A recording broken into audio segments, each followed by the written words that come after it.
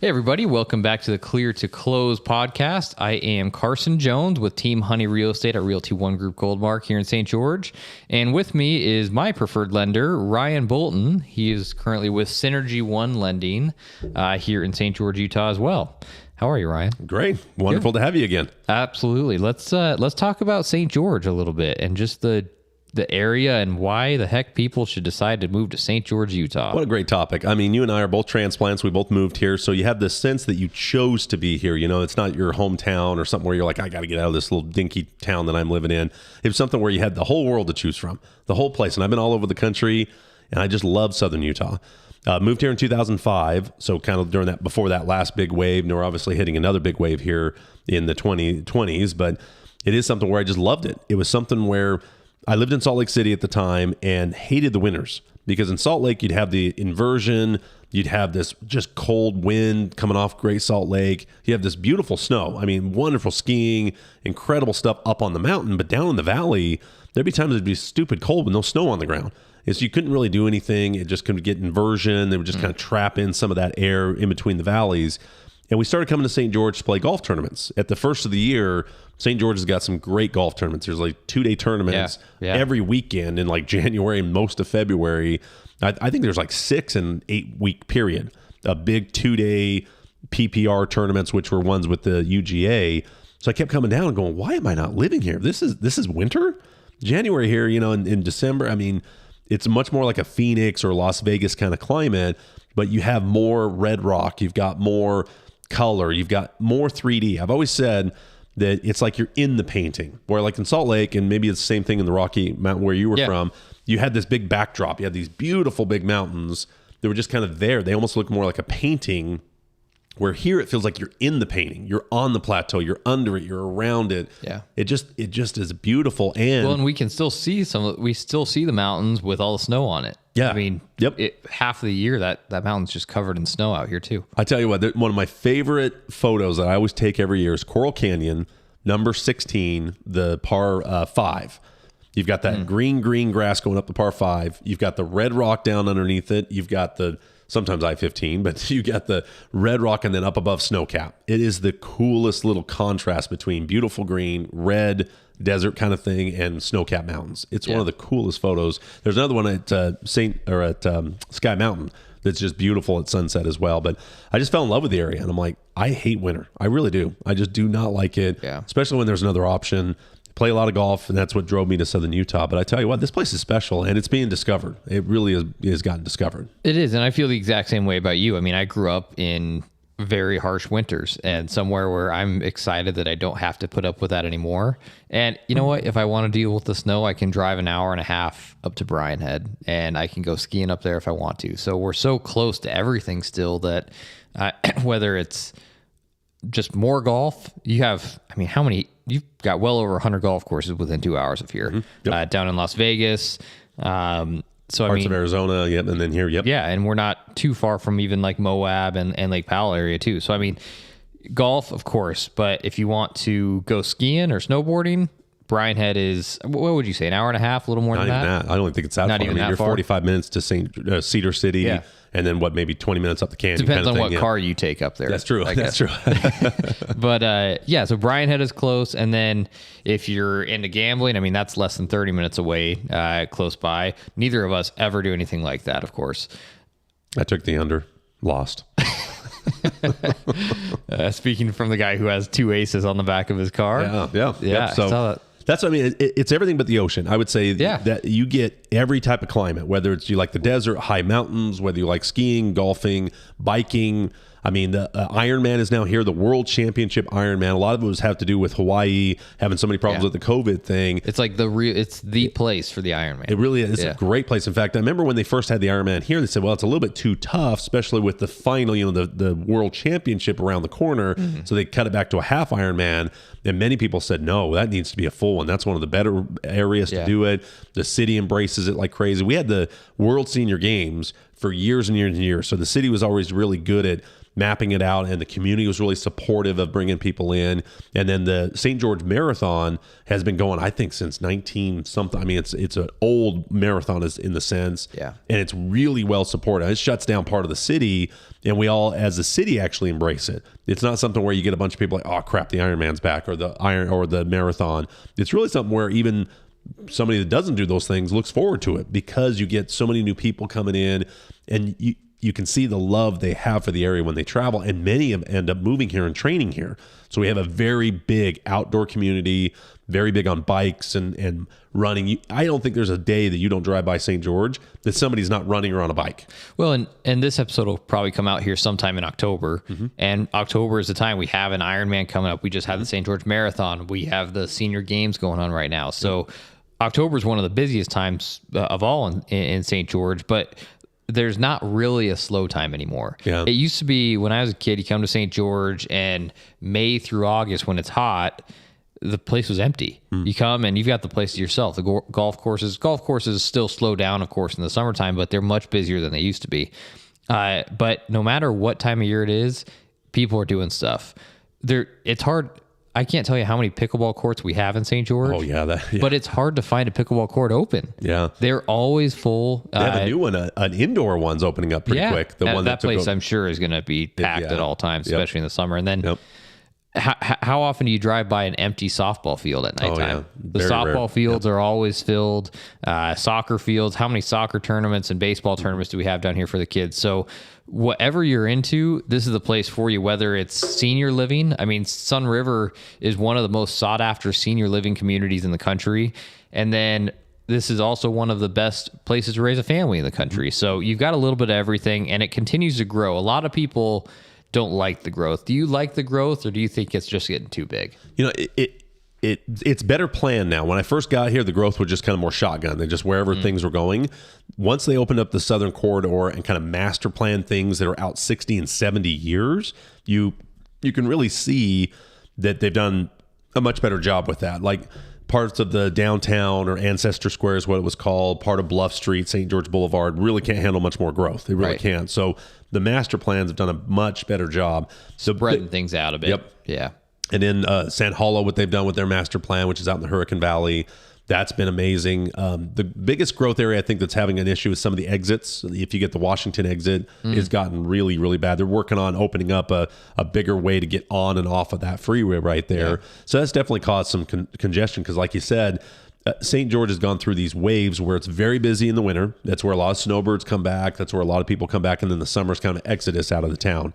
More and more people are staying year round. Yeah, they are. More and more people are not leaving. So but you definitely get a feeling like when stuff comes into town, you can just feel there's a lot more people. Restaurants are a little slower, and you just have some exits that are a little bit harder to get on and off. Well, and then Zion National Park, I've seen a couple times where it's ranked like 4th in the country as far as visited national park. I'm sure it is. Especially during COVID. That you're always going to have Yellowstone be number one. It's just one of the most amazing places in the world. Then Yosemite is going to be really, really popular. That's obviously a big one. But it's amazing to see Little Zion National Park becoming one of the most visited ones, because it is such a cool place. But the congestion, the traffic has definitely been an issue out there. Well, and we talk about the traffic and the congestion around here. And the good thing is that's our negative that we look at. Yeah. And it is so much better than I think if you're living in any big city, you're probably laughing that we're talking about any type of traffic or congestion, because you could still, even on the busiest days, you can usually get places pretty quick. Oh yeah, it's really funny because when you come from an area like Salt Lake City, I mean, I was 45 minutes from my house to my office up and down I-15, and you just knew 90th South, 106 South. You knew that 53rd, 70. You knew these areas that were just going to bottle the spaghetti bowl right there at 72nd. If anybody knows Salt Lake Valley, you just knew you're going to get stuck. That's just an area you're going to get stuck at. Here you can get to almost anywhere in the entire county in 30 minutes. It's true. It's true. But it's so funny now that I've lived here. It's like, oh, it's on Sunset. I don't want to go clear to that side of town. And it's like 15 minutes away. I know.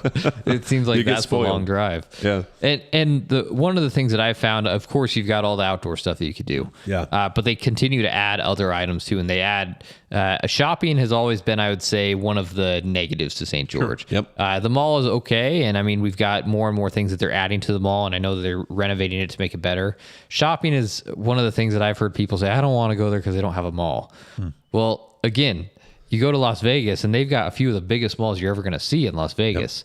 And nowadays, again, it's like, how much do you buy online? Yeah, so much of it, COVID's changed things when it came to that people didn't necessarily go out. They changed their buying habits a little bit to more online shopping and that type of thing. And I would say since '05, I remember we didn't have an Olive Garden. We didn't have some of the things we do. And now it's amazing. We have just about every restaurant you really can think of. Oh, yeah. Other than Trader Joe's, everybody wants the Trader Joe's. That's probably the most talked about thing to bring into St. George. It'll happen. It's got to happen. Yeah, I think where it's going to happen is on Bluff there, where the old Kmart used to be. Good. I think that's going to be an area where they're going to happen. Yeah, I think that they're talking about a big redevelopment of that area. But it used to be. I mean, when Red Robin came to town, that was a big deal. It's like, oh, wow, we're getting big chains out here. Now it's hard to find a chain that isn't here. Totally. Yep. Every genre, every type of food choice is here. Maybe not necessarily we got the In-N-Out burger. So, hey, I mean, we're big time. We're big time. And the Olive Garden, oh, man. Let's talk about that real quick. And this could be a slightly off subject, but what's your favorite fast food burger right now? Oh, man, I don't do a ton of burgers. I really don't. Okay. But I would say I've done that recently more often than I have in the past, just because I love the animal style that they do. There's like a secret menu. You're okay with In-N-Out? Yeah, okay. I don't have it. Yeah, but it's not like something where I'm going to skip, I don't know, any other burger place to go. But I'm not a big burger guy. I don't do a lot of fast food burgers. And see, I'm but if I'm on that side of town, that's definitely probably what I would, It's funny because they've just gotten such a big name now. You know, In-N-Out has really gotten this name where people drive in from anywhere east of here and they're like, oh, there's an In-N-Out before California. Let's stop here. Yeah. And for me, it's one of those things where I've tried In-N-Out. It's like, it's way overrated in my opinion, but I go to Culver's. Like, I think Culver's, which is just down the street from here, I think Culver's is incredible. And you get there and it's kind of funny to see how all the people from out of state just go towards the one exact thing. And so I think one of the videos we can make is just, what are the best places to eat here in town? It doesn't, not just fast food, but all the good restaurants, because there's so many. But I will admit there's some bad restaurants. There's really good restaurants, and then there's some restaurants that all the locals know to avoid. And the good thing is you're never going to be short of a restaurant. Yeah. Sometimes you're going to see a lot of places closed on Sundays. It's getting a little bit better. You're going to see a lot more places opening up on Sundays here. But well, and that's the thing. So much of it's new. I mean, so much of the growth has happened within a 10-year period. So you go anywhere in town, almost everything's the new style, the newest version of Dairy Queen, the newest version of whatever is there. The newest soda shop and cookie shop. Oh, I tell you what, if you like soda and cookies, it's weird because we have such an outdoor active community, yet there'll be lines and lines around these soda shops because the dominant faith here doesn't drink a lot of coffee, but boy, they sure love their soda. My dad, I mean, they'll just come out of these shops with these huge drinks, and they're always making them dirty. Where they add like coconut, or they add. That's what made these places really popular, is these little squirts of something else in them. I remember my dad. I went through a drive. I really never go to the soda shops. It's just I never have. I'll just go to grab a can of root beer or something like that. But it's my dad. I remember him ordering. It was a Diet Coke, and it had like roasted marshmallow stuff in there. I was like, what? And there's something that's a dirty Dr. Pepper is really popular, which I guess is coconut or something. They squirt coconut or pineapple side, but I'm probably saying it wrong. But that's a very popular thing. In fact, some of the advertisements for some of the shops will say they've got that drink because they know people are looking for this dirty Diet Dr. Pepper or something. Right. Yeah, but they're very, very popular. Yeah, little soda shops. That's a super popular thing. We just got Big Shots Golf is in town, which is kind of it's a lot like Top Golf. I actually like Big Shots a little bit more because they actually use TrackMan, don't they? They do. So it's a little bit more accurate system in my opinion. So Big Shots Golf is a great place to go. We've got Fiesta Fun for the family, so putt-putt, go-karts, all that type of stuff. And I can see a lot more stuff like that opening up soon. Yep. Because we've always talked about, and Sand Hollow Resort is amazing. It's a place where you've got incredible golf. You've got sand dunes. Jeep safaris are very, very popular. They've got this rock formation where they have these concerts that are almost like a natural amphitheater. Yeah. That place is really cool. They have little mini concerts, stuff like that. And of course, the reservoir is incredibly popular. That's where the Ironman does their swimming.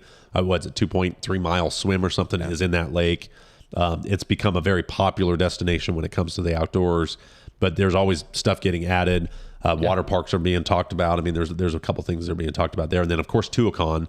That's kind of an interesting spelling of it, but it's becoming a world-renowned amphitheater because it's an outdoor one, so it's really cool to be able to be outdoors. Brian Regan's a comedian that comes every year, make sure that this is on his rotation, not only because He packs the place. People just love Brian Regan around here.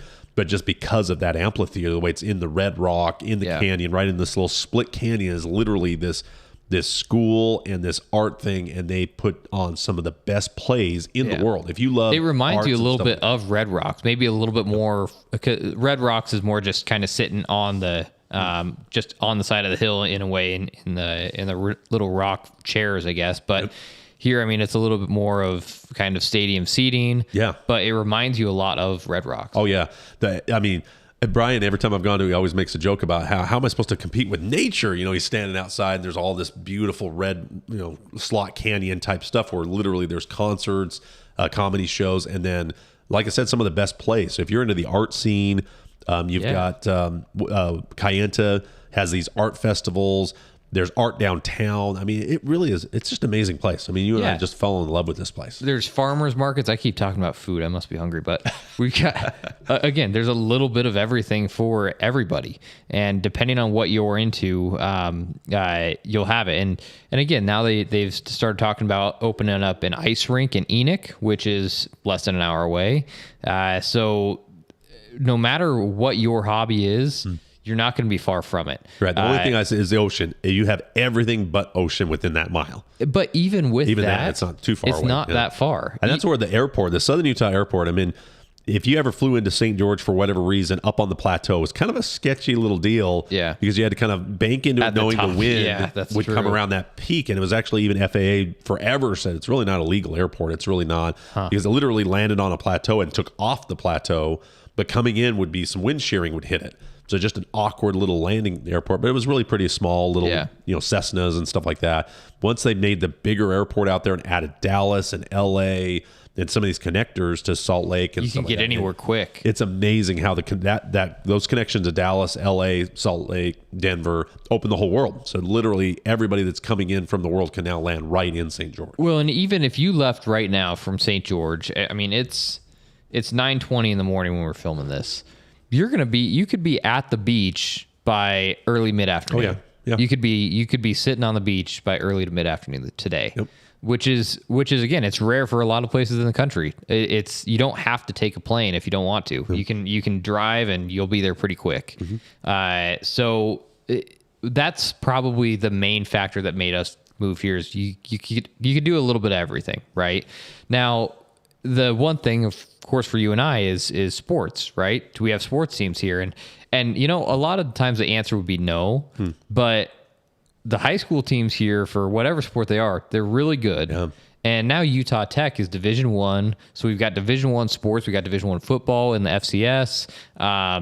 Baseball team is an extremely good baseball team with Utah Tech. Yeah. So we're starting to get to the point where I have sports. If you want to go to the Raiders games, hour and a half from a Raiders game, hour and a half from a Vegas Golden Knights game. Utah Jazz are not that far up here. You could even just hop on a quick flight from St. George to Salt Lake City and you're at a Jazz game. So there's lots of options, even with not having professional sports or really, really big time college sports right here. You're not far from any of it. You're right. And it's far enough and close enough kind of thing. That's what I like about it as well. It's just you don't far have to enough deal where, with all the traffic. Exactly. It's far enough away to where you can go and enjoy the snow without being in it. It's far enough away where you can hit Vegas to catch a show or a sports event or something like that. We went down to a Casting Crowns concert. It was great. Just going down there, hitting the concert, grabbing some food, coming back, kind of thing.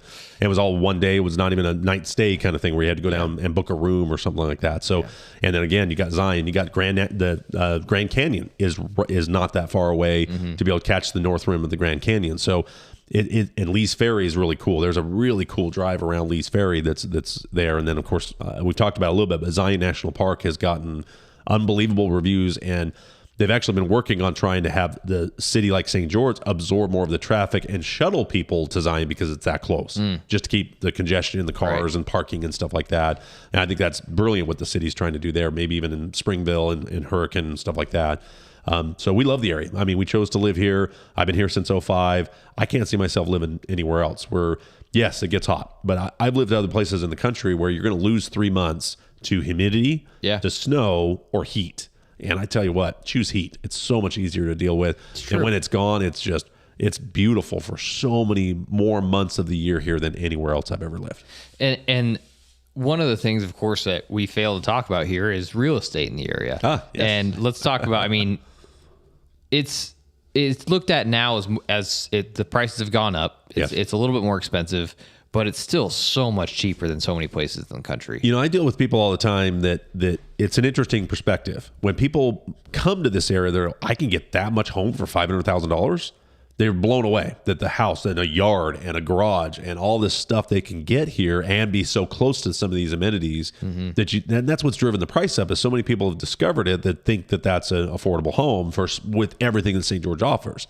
But then you got the guy that's lived here since he was a kid, making $25 an hour or whatever he's making, and he goes, I can't afford. We can't even afford that. So there really is a big, because many people that are moving to St. George are bringing their income with them. So they're either working out of the area, working remote, or retiring, where their income is coming with them. They don't have to derive their monthly payment off the wages in St. George. And that's always been an issue. It always, especially when we have these big influxes of price increases, is the locals get priced out a little bit. So you're seeing the locals are having to move a little further out, whether that's down into Beaver Dam, Arizona, whether that's even the Hurricane Valley is getting more expensive. It is. Central kind of have to balloon out a little bit. Cedar City is growing like crazy. Oh, man, Cedar's nuts. Yeah. And it leads Pine Valley, Dameron Valley, all these areas have really had to expand.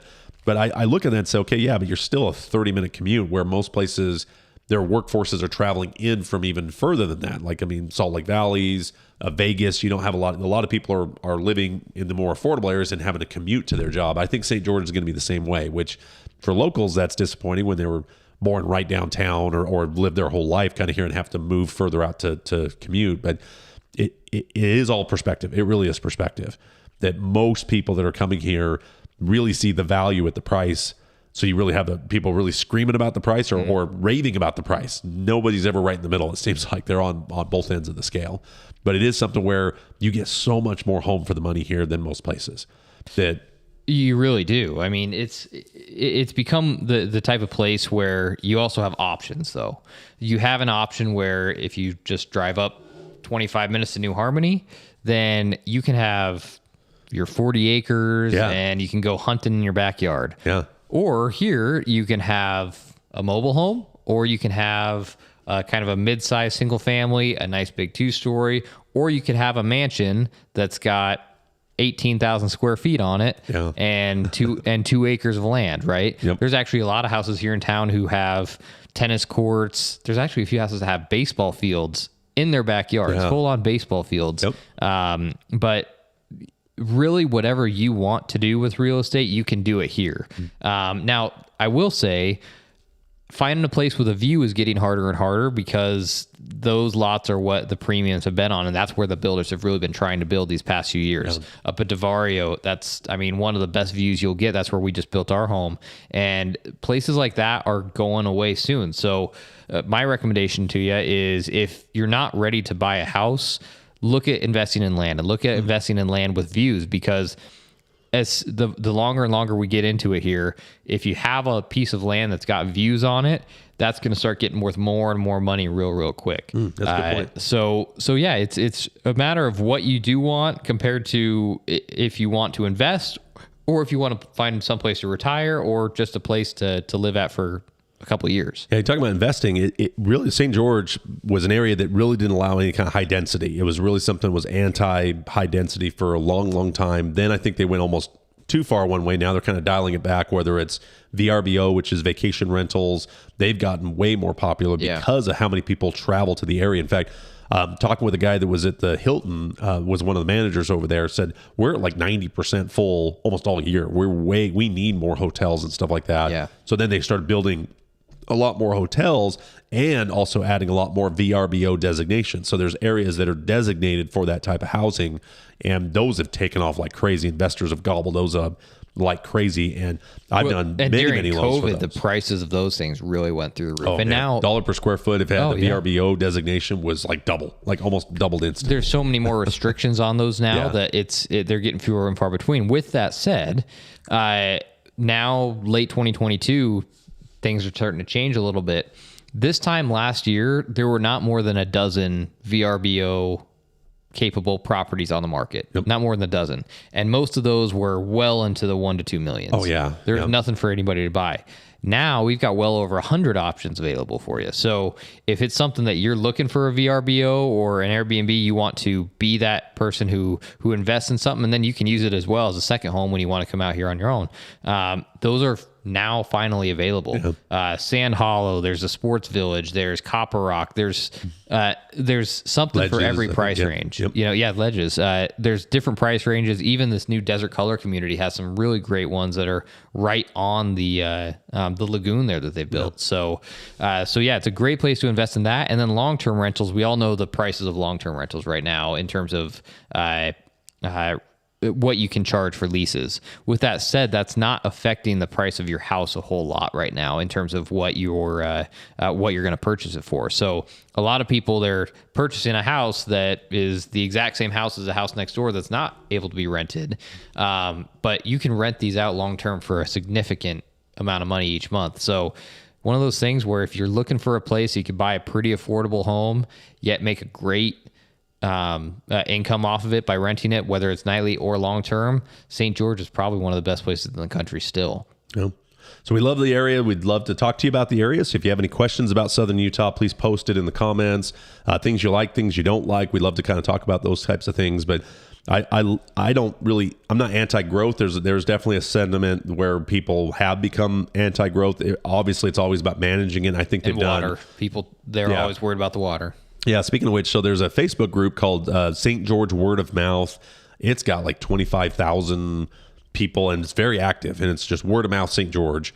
And so I just posted, say, okay, other than price, obviously price is going to be the biggest concern most people have. What's your next biggest concern? It was water. And so I've done a lot more research on what St. George is doing. So our population, I think, has increased by like 78%, but we use 33% less water. Because of reclaiming and some of the things. Like Vegas has done the same kind of thing. Everybody in the West here has to just capture every ounce that we can get. Where back East, they're trying to get rid of it. They're always trying to get it back to the ocean or back to the rivers with aqueducts and all this kind of stuff. But here in the West, we have to keep every drop that we can get.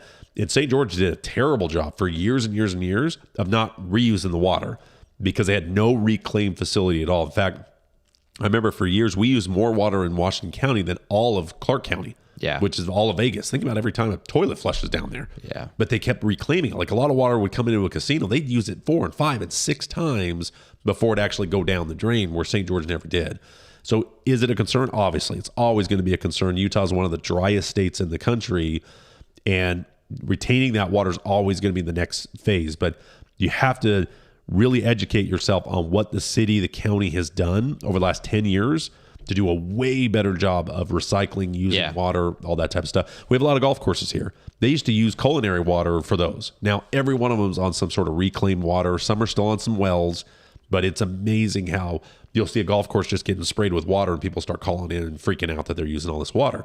But I'm like, that's not water that can be used. That's water that is reclaimed, that doesn't have any portability to it. It doesn't have ability to drink or take a shower in it. Yeah. But it's keeping green space. It's getting the tourism here. It's allowing the carbon dioxide to get absorbed by the trees and everything like that. There's way more environmental impact and use of that water that we just lose anyway going down the drain. Why not use it to... And if you get rid of that, then it does affect the economy significantly. Yes. Yeah. It's a still lot one of of people the say, driving let's get forces. rid of the golf courses. There's not a golf course this time of year that's not packed. Right. And it doesn't drive people here. There's, like we talked about, there's golf tournaments that people from all over the region know that's a really good golf tournament, a great time of year to come here. They'll come here for that specific reason. If that golf course closes or is gone, not only does that affect the real estate around it, the environment that's around it.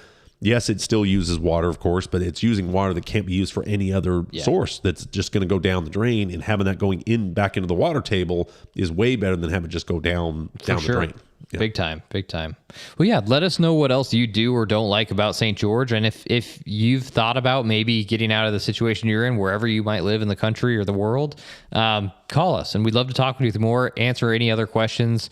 A lot of people, they just decide after they look on Zillow, right? They see a house on Zillow, they're like, yep, I'm going to buy it. Let's go. There's a lot more to the process there. And Ryan and I can both help you in many different ways. I can help you make sure to negotiate the best price for that house and also show you a couple other options in case there more than likely is a better option for you out there. With that said, Ryan, if you're looking to buy a house and get a mortgage, go through Ryan, talk to him first. And Ryan will be the first one to recommend you. Get multiple opinions. And if you're working with somebody, a lot of people are working with these online companies like, I don't know, a Rocket Mortgage or a Quicken, whatever it is. But make sure to get a second opinion, right? It doesn't cost you extra just to figure out what your price is going to be. Because a lot of the times, just because your rate might be slightly different, there's other fees on top of that are going to make it a lot harder on you that you didn't quite realize. So make sure to get your second opinion, talk to Ryan. His number's here at the bottom of the screen, of course. And then if you're looking to buy or sell in the area, call me. And of course, even if you live out of state and you've been thinking about buying or selling somewhere out of state, call me first. And I'd love to help kind of vet the other realtors in the area and see what realtor you should be using, because right now more than ever, you're only going to be seeing realtors have success if they're out hustling. And with this market changing, you want to be working with somebody who's really out hustling and not allow that agent who's just kind of being lazy send you some automatic emails to get that done. So let me help you vet who's the best agent in your area to help you buy or sell real estate. Have Ryan, wherever you are in the country, he can kind of help you figure out what your best options are going to be. Yeah, we have a passion for what we're doing. That's why we're doing the show. We want to help you, whether you use us or not. Obviously, we want to have you use us in the areas that we can help you, but we want to explain the area. We love the area. We love what we do for a living. We love to answer questions. That's why we're putting this whole thing together. So our goal is to help you get clear to close. So hope you enjoy the podcast. Please subscribe. Please put comments, topics, anything you want us to talk about, and we'll see you next week.